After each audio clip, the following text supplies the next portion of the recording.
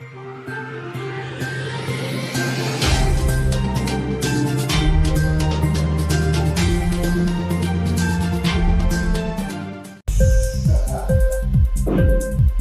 TV prime time news కి స్వాగతం.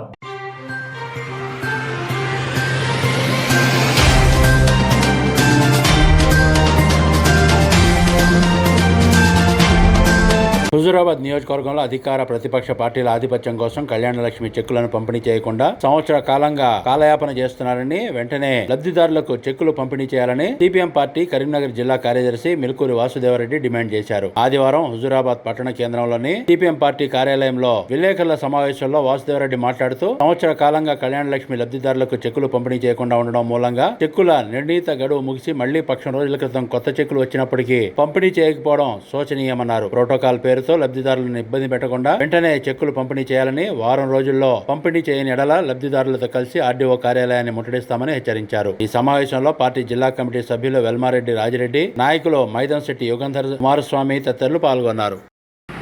హుజూరాబాద్ నియోజకవర్గంలో కళ్యాణలక్ష్మి చెక్కులు వెంటనే పంపిణీ చేయాలని చెప్పేసి సిపిఎం పార్టీగా డిమాండ్ చేస్తూ ఉన్నాం.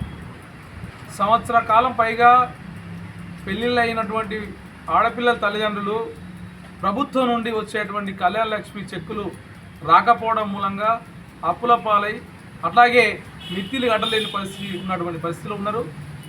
భేషజాలకు పోకుండా అధికార పక్షం ప్రతిపక్షం ఎమ్మెల్యే భేషజాలకు పోకుండా వెంటనే ఆల్రెడీ వచ్చేసినటువంటి చెక్కులను, అధికారుల దగ్గర ఉన్నటువంటి చెక్కులను వెంటనే పంపిణీ చేయాలని చెప్పేసి డిమాండ్ చేస్తున్నాం. లేని ఎడా ఆర్డీఓ ఆఫీసును లబ్ధిదారులతో ముట్టడిస్తామని చెప్పేసి హెచ్చరిస్తూ ఉన్నాం. అంతేకాదు, ఇలా ఎన్నికలకు ముందు ఇచ్చినటువంటి కాంగ్రెస్ పార్టీ హామీలన్నీ కూడా అమలు చేయాలని చెప్పేసి మేము డిమాండ్ చేస్తూ ఉన్నాం. ముఖ్యంగా రైతు భరోసాకు సంబంధించింది ప్రతి ఎకరాకు రైతుకు 7,500 రూపాయలు ఇస్తామని చెప్పేసి ఒక పసలకు అట్లా అనుకున్నప్పుడు ఎకరానికి సంవత్సరానికి 15,000 రూపాయలు, కౌలు రైతులకు 15,000 రూపాయలు, అట్లాగే వ్యవసాయ కూలీలకు 12,000 రూపాయలు ఇస్తామని చెప్పారు. ఇప్పటి వరకు స్పష్టమైనటువంటి ఆదేశాలు కూడా లేవు. రాష్ట్ర వ్యాప్తంగా రైతాంగం ఎదురు చూస్తున్నారు. అసలు పంట పెట్టుబడి కోసం ఇచ్చేది ఇప్పటికే 2 నెలలు కాలాతీతమైంది. వెంటనే పెట్టుబడి సాయం అందించాలని చెప్పేసి ఈ రాష్ట్ర ప్రభుత్వాన్ని అడుగుతా ఉన్నాం.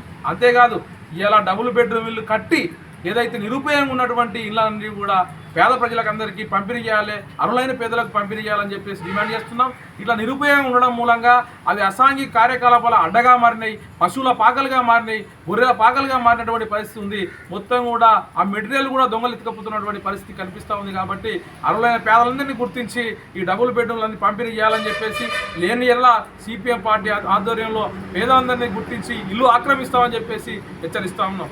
అంతేకాదు, ఇలా మొత్తం కూడా ధరణి సమస్యలు పేరుకుపోయినాయి. ధరణి సమస్యలను పరిష్కరించాలని చెప్పేసి రెవెన్యూ అధికారుల ఆ వైపుగా దృష్టి పెట్టాలని చెప్పేసి సందర్భంగా గుర్తు చేస్తున్నాం. ఈ హుజూరాబాద్ మొత్తం మండల కేంద్రంలో మొత్తం గుడిసెలు కాలిపోయినటువంటి వాళ్ళందరినీ కూడా ప్రభుత్వం ఆదుకోవాలని చెప్పేసి, ఆ రకంగా వాళ్ళందరికీ కూడా ఆర్థిక సాయం చేయాలని చెప్పేసి సిపిఎం పార్టీగా డిమాండ్ చేస్తా ఉన్నాం. ఇంక్లాబ్ టీవీ వీడియోలు మీకు నచ్చినట్లయితే లైక్ చేయండి, షేర్ చేయండి, కమెంట్ చేయడం మర్చిపోకండి. సబ్స్క్రైబ్ చేయని వాళ్ళు వెంటనే సబ్స్క్రైబ్ చేసుకోండి. మా వీడియోలు మీరు వెంటనే చూడాలనుకుంటే కింద ఉన్న గంట సింబల్ని గట్టిగా కొట్టండి.